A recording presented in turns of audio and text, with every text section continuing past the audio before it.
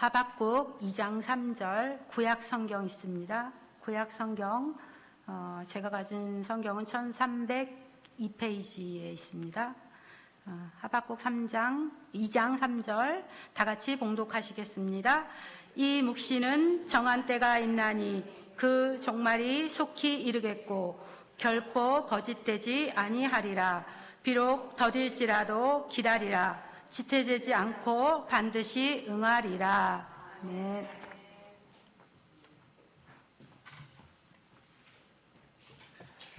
할렐루야. 네, 하나님께서 오늘 우리 가운데 함께 하심을 믿습니다. 우리 옆에 분들에게 인사 나눕니다. 예수님의 이름으로 사랑하고 축복합니다. 네, 한 번 더 인사 나눌 때 오늘 우리 가운데 기적이 일어납니다.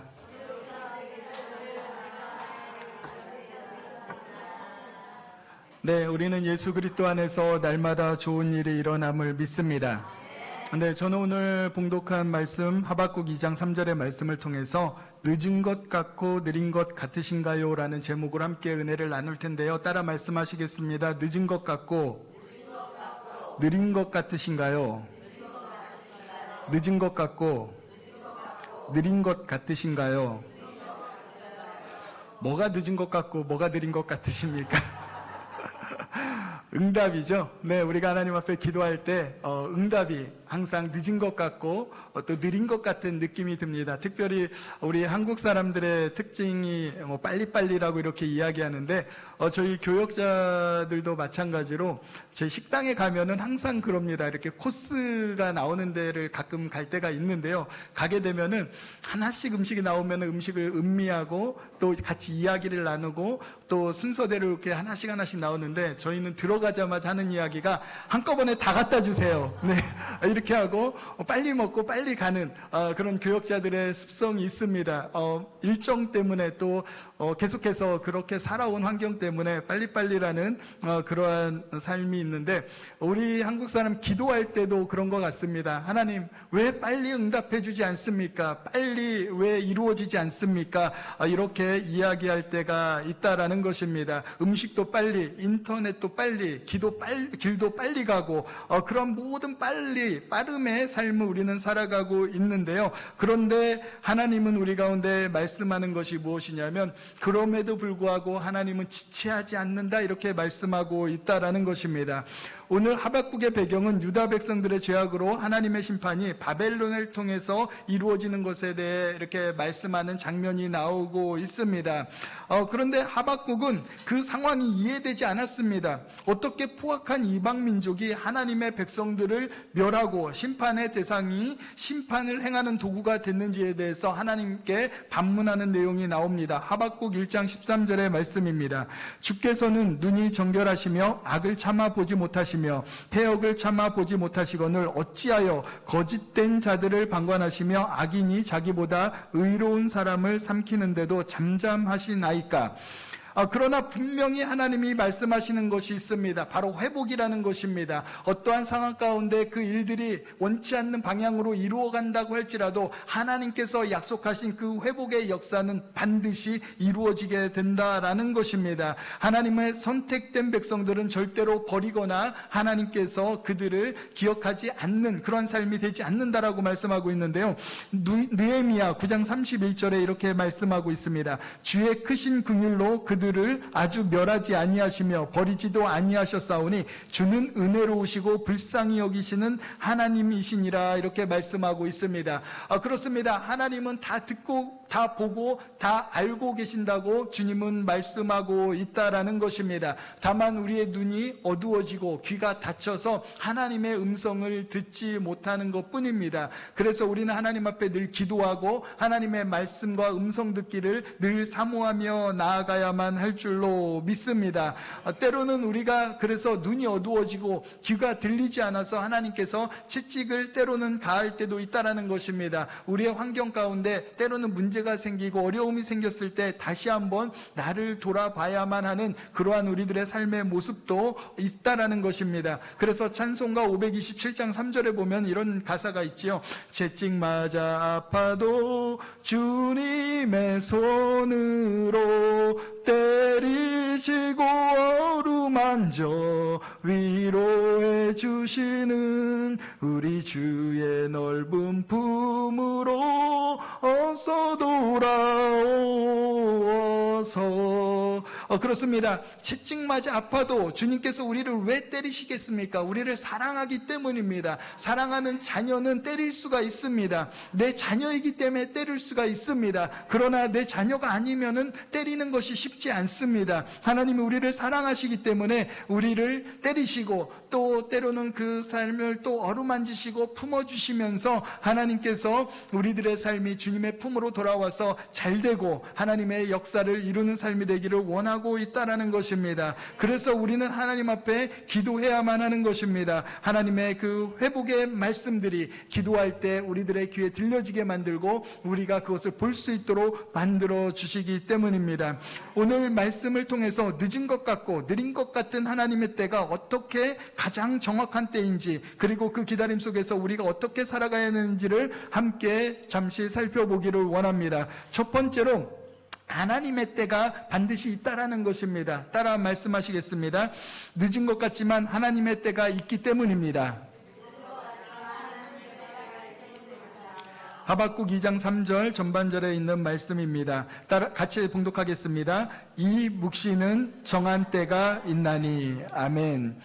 하나님은 바벨론으로부터 멸망당하고 포로로 끌려갔지만 그것은 죄악으로 인한 형벌이고 바벨론의 죄 또한 하나님께서 반드시 갚겠다고 말씀하시는 것이 하박국 2장 9절에서 13절에 나오고 있습니다. 재앙을 피하기 위하여 높은 데 깃들이려 하며 자기 집을 위하여 부당한 이익을 취하는 자에게 화 있을진저 내가 많은 민족을 멸할 것이 내 집에 욕을 부르며 내 영혼에게 죄를 범하게 하는 것이 되었도다. 담에서 돌이 부르짖고 집에서 들보가 응답하리라. 피로 성읍을 건설하며 불의로 성을 건축하는 자에게 화 있을진저 민족들이 불탈 것으로 수고하는 것과 나라들이 헛된 일로 피곤하게 되는 것이 만군의 야훼로 말미암음이 아니냐. 그렇습니다.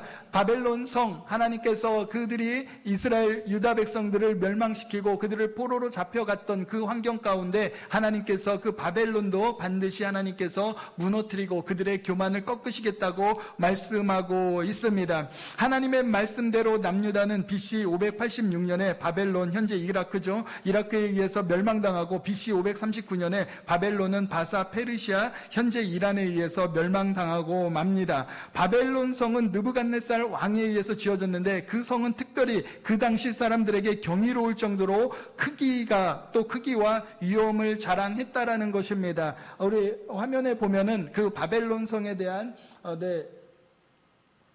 이미지가 이렇게 나와 있는데요. 이 바벨론 성, 이 성은 외벽과 내벽으로 나와 있다라는 건설이 되었는데 외벽과 내벽 사이에는 저렇게 배가 떠다닐 정도로 큰 강이 있는 성이 바벨론 성이었습니다. 그리고 그 외성의 크기는 몇 킬로냐면 18km.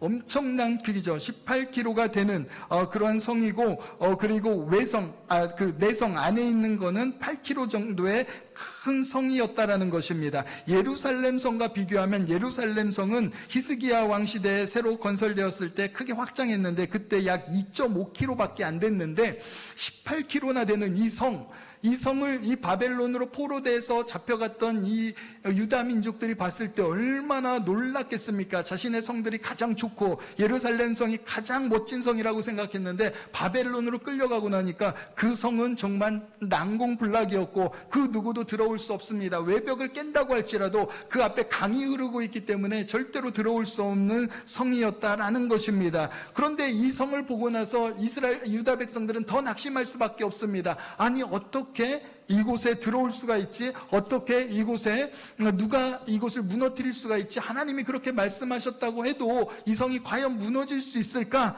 그런데 놀라운 것은 하나님께서 그 바벨론 성을 무너뜨렸다라는 것입니다. 그런데 그 말씀하신 대로 바사를 통해서 무너지게 되었는데 옛날 그 전승의 이야기에서 들어보면은 굉장히 황당한 방법으로 이 성이 무너지게 됩니다. 그 누구도 뚫을 수가 없었는데요. 늘 그 경비병들이 그 앞에서 막루에서 지켜보고 있었는데 이 페르시아 군대가 들어와서 이제 그곳을 뚫으려고 했는데 절대로 뚫을 수가 없었던 거예요. 외벽과 내벽으로 서 있고 물이 가운데 있었기 때문에 들어갈 수가 없었고 어떻게 할까 고민하고 있었는데, 그런데 그 성에는 한 가지 조금 장점이자 단점이 있었는데, 오물이 내려오는 사람 한 명 들어갈 만한 조그만 오물이 내려오는 수로가 있었습니다. 오물수로죠. 그게 있었는데 그곳은 그 8km나 되는 그 성 안에서 많은 사람들의 오물이 내려오다 보니까 얼마나 더럽겠습니까? 냄새도 나고. 그러니까 그곳은 아무도 가려고 하지 않았던 거예요. 그리고 그 나라 바벨론의 군병들도 지키지 않고 너무 더러워서 설마 여기로 누가 들어오겠어? 이렇게 했는데 페르시아 군인들이 그것을 보고서 우리가 저쪽으로 들어가자.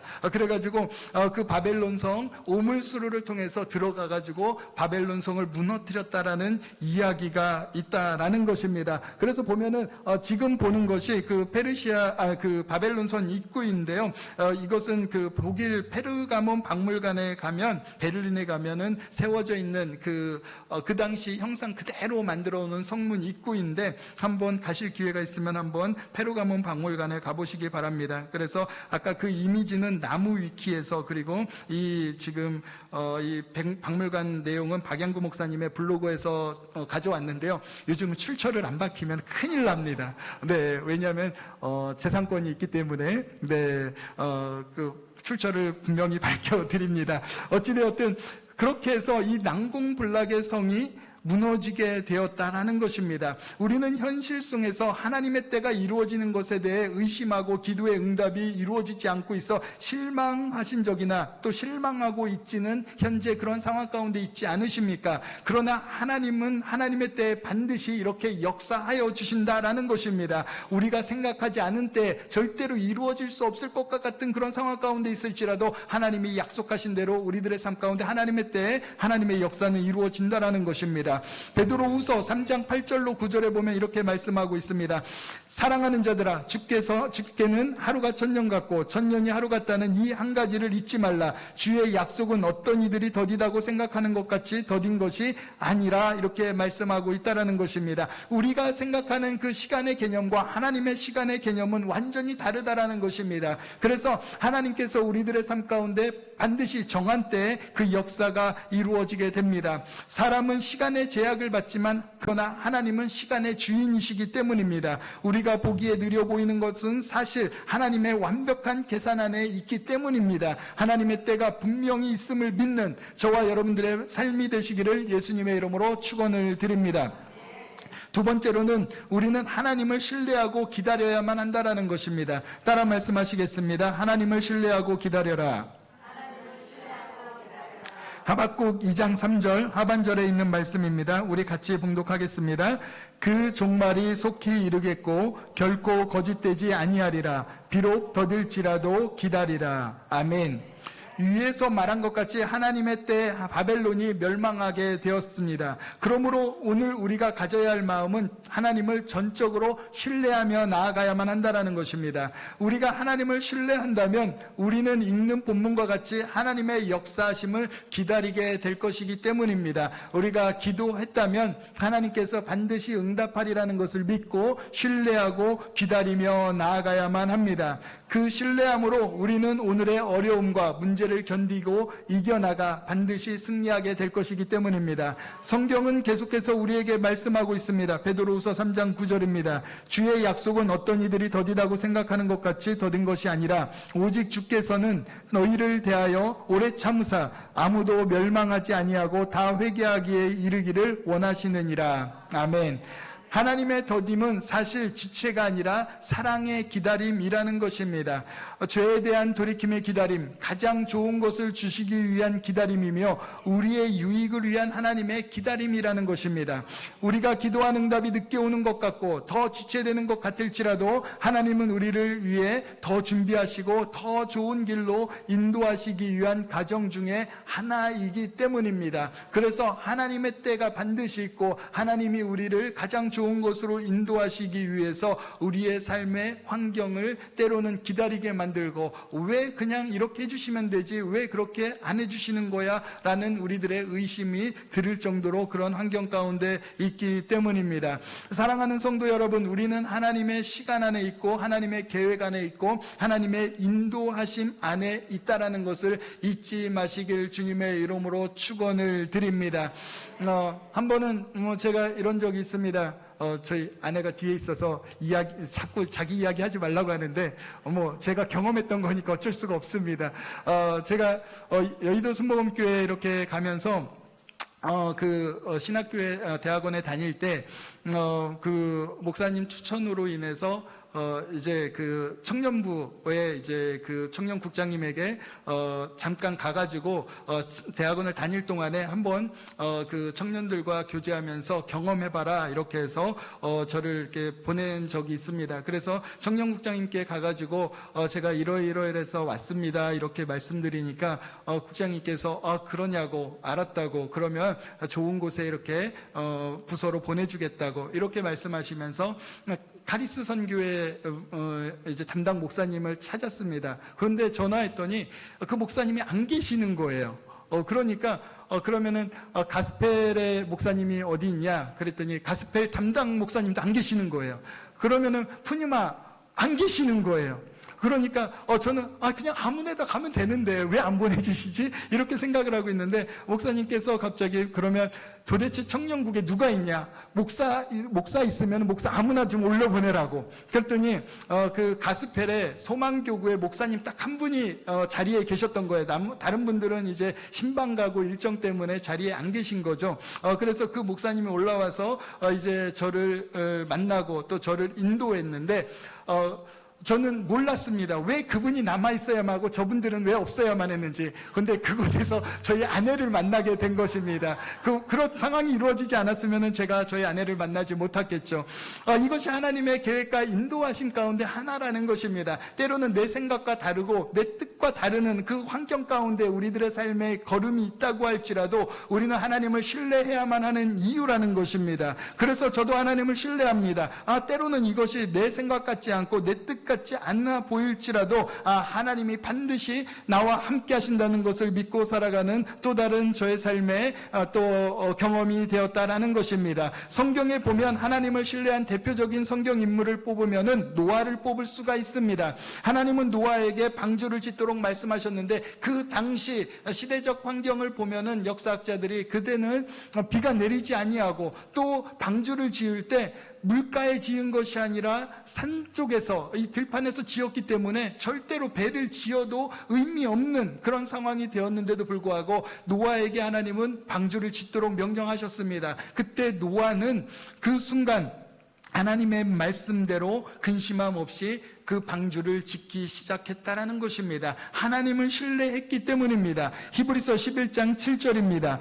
믿음으로 노아는 아직 보이지 않는 일에 경고하심을 받아 경외함으로 방주를 준비하여 그 집을 구원하였으니 이로 말미암아 세상을 정죄하고 믿음을 따르는 의의 상속자가 되었느니라. 아멘. 우리가 살아가는 환경 가운데 때로는 말도 안 되는 그러한 일들이 내 삶에 주님의 음성으로 주어질 때가 있다라는 것입니다. 오직 주님을 신뢰하시기를 주님의 이름으로 축원을 드립니다. 때로는 내 생각과 같지 않고 내 환경과 같지 않고 때로는 그 일들이 왜 그렇게 해야만 합니까? 라는 그런 내 삶에 의심이 들어온다고 할지라도 하나님이 말씀하시면 그 말씀을 전적으로 신뢰할 때 우리들의 삶 가운데 놀라운 은혜와 축복을 경험할 수 있게 되는 것입니다. 그래서 성경은 분명하게 우리 가운데 말씀하고 있습니다. 고린도후서 7장 10절에 있는 말씀입니다. 고린도후서 7장 10절의 말씀 우리 같이 한 목소리로 봉독하겠습니다. 하나님의 뜻대로 하는 근심은 후회할 것이 없는 구원에 이르게 하는 회개를 이루는 것이요 세상 근심은 사망을 이루는 것이니라. 아멘. 그렇습니다. 하나님의 뜻대로 하나님이 우리 가운데 맡겨주신 그런 일들은 근심함이 있을지라도 절대로 후회함이 없는 것이라고 말씀하고 있습니다. 그러므로 우리가 살아가는 동안에 하나님이 나에게 맡겨주신 것, 하나님께서 우리 가운데 말씀하시는 것이 있다면 그것을 통해서 우리는 기쁨을 얻을 수 있고, 또 그 말씀에 순종하고 신뢰하고 따라갔을 때 우리는 주님의 말씀 듣기를 잘했구나라고 고백할 수 있는 하나님의 믿음의 삶이 될 수가 있기 때문입니다. 그러하기에 우리는 하나님을 신뢰하고 나아가 기쁨을 얻는 복된 삶이 되시기를 다시 한번 예수님의 이름으로 축원을 드립니다. 마지막 세 번째로는 하나님의 시간은 완전하시다라는 것입니다. 따라 말씀하시겠습니다. 하나님의 시간은 완전하십니다.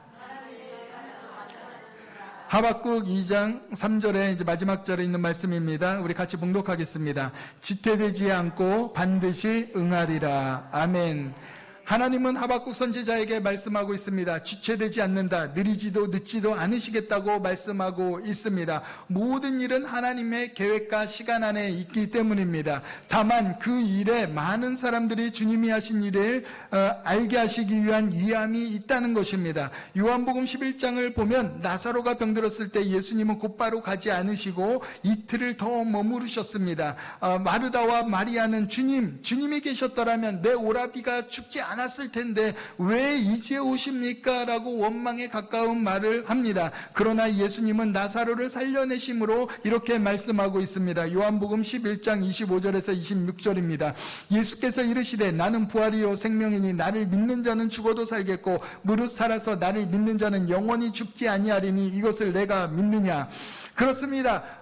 나사로를 통해서 예수님은 하나님이 살아계신 하나님이시고 또 예수님께서 부활이고 생명이고 구원자라는 것을 보여주기 위해서 때로는 그 삶의 영역 가운데 그 시간이 살짝 더딤으로 예수님은 그곳을 향하였다라는 것입니다. 그래서 우리가 살아가는 동안에 우리의 삶에 마찬가지라는 것입니다. 우리가 더딘 것 같고 느린 것 같고 늦은 것 같은 그런 환경이 있을지라도 그러나 하나님의 역사는 완전하다라는 것입니다. 오히려 이것을 통해서 더 큰 하나님의 역사를 체험하도록 만들고 더 크신 하나님의 은혜를 체험하도록 만들어 주신다라는 것입니다. 내가 알고 있었던 예수님, 내가 말로만 들었던 그 예수님, 내 생각의 폭에 사로잡혀 있었던 그 예수님의 크기가 우리의 삶에 예수님이 때로는 더딤으로 또는 늦음으로 또 느린 것 같은 그런 환경을 통해서 우리가 알지 못했던 하나님의 그 놀라움을 더 알도록 허락하여 주신다라는 것입니다.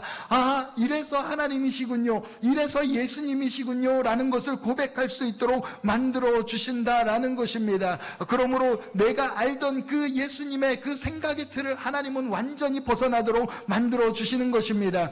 우리가 보기에는 예수님이 늦으신 것 같지만 예수님의 때는 가장 영광스러웠던 때였다라는 것입니다. 아브라함의 시간도 마찬가지입니다. 하나님께서 아브라함에게 아들을 약속하였습니다. 그러나 25년이라는 시간이 지난 이후에 그 하나님의 약속이 이루어진 된 것을 발견하게 됩니다. 인간의 눈에는 너무 늦은 나이였습니다. 그러나 하나님의 시간은 정확했다라는 것입니다. 아브라함이 인간의 가능성을 다 내려놓았을 때 오직 믿음으로만 하나님의 약속이 이루어짐을 보게 되었다라는 것입니다. 창세기 17장 17절과 21장 5절에 있는 말씀입니다. 아브라함이 엎드려 웃으며 마음속으로 이르되 100세 된 사람이 어찌 자식을 낳을까? 사라는 90세니 어찌 출산하리요? 하고 아브라함이 그의 아들 이삭이 그에게 태어날 때 100세라. 그렇습니다. 인간적인 생각으로는 다시는 할 수 없고 아무것도 할 수 없고 이룰 수 없는 그 환경 가운데 하나님의 역사가 시작되었다라는 것입니다. 하나님께서 아브라함에게 이삭을 100세에 허락하여 주신 것입니다.